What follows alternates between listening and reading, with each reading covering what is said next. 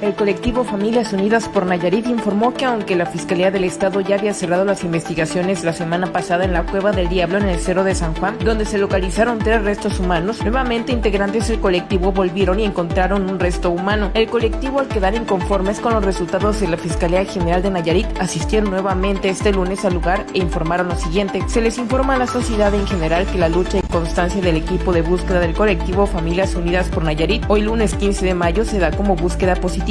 Nuestra intuición y experiencia nos decía que el lugar aún no se había descartado y fue positiva y en el mismo lugar donde ya se había procesado.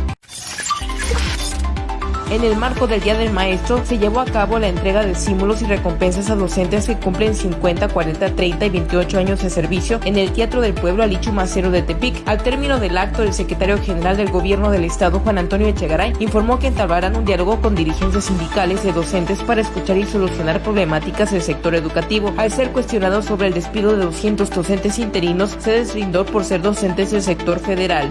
Independientemente que en lo particular cada uno de los estados pues tendrá sus reclamaciones, que es la privación de derechos en particular, los no ascensos, etcétera, etcétera. Hay algunas cuestiones que, como ya adquirió el compromiso la secretaria de Educación Pública en el estado, la maestra Mirna Manjares, el mismo día de hoy se procederá a recibir de parte de la secretaria general del sindicato de la sección 49 esos reclamos por escrito para darles la solución que cada uno amerite en el caso de ser posible. Los diputados del Congreso del Estado de Nayarit aprobaron reformas a la Ley Estatal del Equilibrio Ecológico y Protección al Ambiente, Ley de Protección a la Fauna y la Ley Municipal. En el dictamen aprobado se establece que el Gobierno del Estado podrá implementar, fomentar y gestionar campañas de donación alimentaria con el propósito de preservar el bienestar animal de perros y gatos. De igual forma, se incluyen las campañas de esterilización y vacunación. Con la modificación a los 3 ordenamientos se estipula crear un padrón estatal de fundaciones, asociaciones, organizaciones sociales y privadas de protección a la fauna, registro que regirá la Procuraduría Federal de Protección al Ambiente, ello para unir esfuerzos y fortalecer la cultura de la prevención y denuncia por maltrato animal. En las mismas reformas hechas se establece que los 20 ayuntamientos de la entidad deberán contar con una comisión en el Cabildo para la protección a la fauna, además de emitir normas que reglamenten la protección, crianza, producción, comercialización, vigilancia, entrenamiento, exhibición de animales domésticos. Una más de las bondades de estas modificaciones, se prevé la definición de maltrato, ello para verificar conductas que violenten a los animales y poder calificarlas como actos prohibidos. Actualmente el Código Penal, en sus artículos 422 y 423, precisa que el delito de maltrato o crueldad animal se castiga con 6 meses a 5 años de prisión. En el Día del Maestro, y tras afirmar que no es un gasto sino una inversión, el presidente Andrés Manuel López Obrador anunció que el gremio magisterial recibirá un aumento salarial del 8.2%, mismo que será retroactivo. Este día expreso que de manera retroactiva, es decir, desde enero pasado, aplicará un aumento al sueldo de maestras y maestros y de todos los que laboran en el sector educativo de 8.2% en promedio.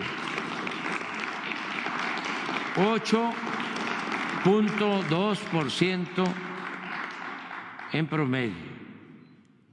Y esto es lo que considero malo social. La Coordinadora Nacional de Trabajadores de la Educación, la facción disidente del sindicato del gremio, rechazó este lunes el incremento salarial del 8.2% anunciado por el presidente de México, Andrés Manuel López Obrador. Así lo expresaron durante la marcha que realizaron para conmemorar el Día del Maestro desde la parada del metro San Cosme hasta el Zócalo de la capital mexicana, y en la que participaron educadores de distintas partes del país. Sindicalistas consideraron que el incremento del salario se ve superado por la inflación y por la pérdida del poder adquisitivo, que consideraron que alcanza el 40% en el último sexenio. ¿Qué hacer para evitar incendios forestales? Evita hacer fogatas. En caso de hacerlo, seleccionar un sitio abierto, retirado de árboles, troncos, ramas, pastos y hojarasca. Limpiar 3 metros de terreno alrededor de la fogata y nunca la descuides. Antes de retirarte del lugar, apagar completamente la fogata, cubriendo con tierra o agua. No arrojes desechos inflamables, cristales, cerillos o colillas de cigarro encendidos a la vegetación. En Nayarit cuidamos nuestros bosques. Secretaría de Desarrollo Sustentable. Nayarit, nuestro honor y compromiso. Soy Alba Cristal Espinosa, diputada presidenta de la 33ª legislatura en el Congreso del Estado. Nayarit, Hoy quiero hablarles de la Ley de Fondo de Ahorro para el Retiro Digno y del Fondo Soberano Nuevo Nayarit. Primero, la evidente motivación. El fondo de pensiones actual es totalmente insostenible.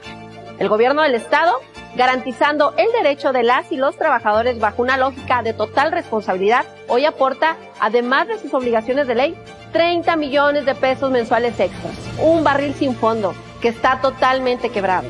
Ese dinero extra bien podría ser invertido en escuelas, patrullas y hospitales. Nos propusimos a romper la inercia de privilegios y concesiones ventajosas que no estarán más en Nayarit.